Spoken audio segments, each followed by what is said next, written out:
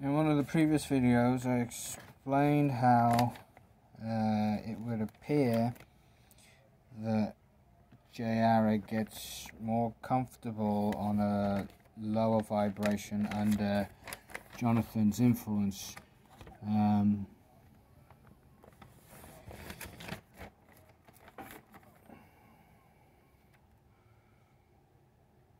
What I wonder now is how influenced Jonathan was by the old stalkers to program Jayara, although I would say it is still, overall it is still Jonathan's intention to attack Jayara. He was somewhat influenced by the old stalkers as well, as he is now, as I have seen that he is now. So I mentioned how Jayara seems to get more comfortable on a lower vibration. He what you might call a state of conditioning. Although he recovered afterwards, but he didn't. I don't think he fully recovered from that attack, and that's actually one of the things that led to his death, I think. And how did he get programmed? How did he get conditioned to this state? Well, I think it had something to do with because the familiarity of me. It was more easy. It's easier to program him to a lower vibrational state using me. So I believe it's because Jonathan was using my focal point to program him in that way. You know, and sometimes I think he felt guilty and he tried to soften up a bit.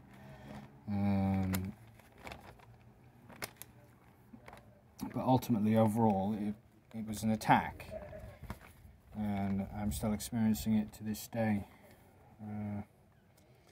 To this day.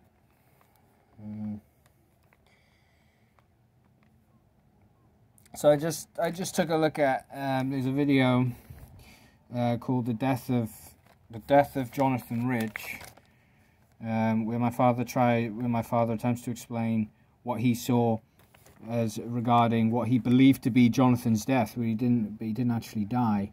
And he said that he was attacked by an original angel. Now he could have seen my focal point being focal point of Lucifer and thought that's an original angel. At the same time, it could have been my focal point in a low vibrational state, and he might have thought of one of the original angels, but they're all dead, so I'm assuming that he believed it was. I mean, they're all destroyed, so they were all destroyed during that time and are to this day. So I'm assuming that it was he saw it as a Luciferian part of me, although I'm not sure if he knew it was Lucifer or not. And he's at 37 minutes, 19 seconds in. He says, "Jonathan, you know I love you, buddy." And the way... something about the way he says it. He almost looks uncomfortable, but he still smiles. And I can see he's heavily influenced by this point when he says that. However much he may mean it or not, he was heavily influenced into saying that, I believe. And I recognized the expression, as I've had similar expressions about Jonathan myself, and I don't know if I picked it up from my father after he got programmed by me, or if he picked it up when he was, programmed by Jonathan with me, using me, or if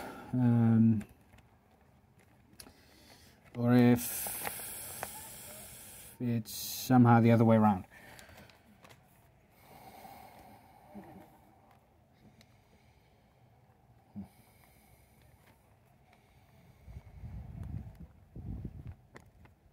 I get a similar kind of discomfort now, even when I try to talk to my spirit father. It flows with me in this life.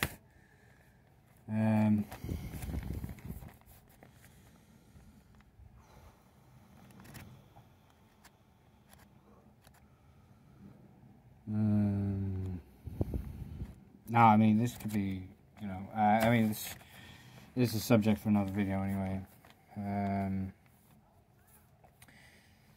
Jara said, and I'm paraphrasing here, that Jonathan was killed by an original angel. When I heard this, I pictured Lee influencing a part of me, but I trusted, and perhaps still trust, that I flew over to Jonathan to protect Jara.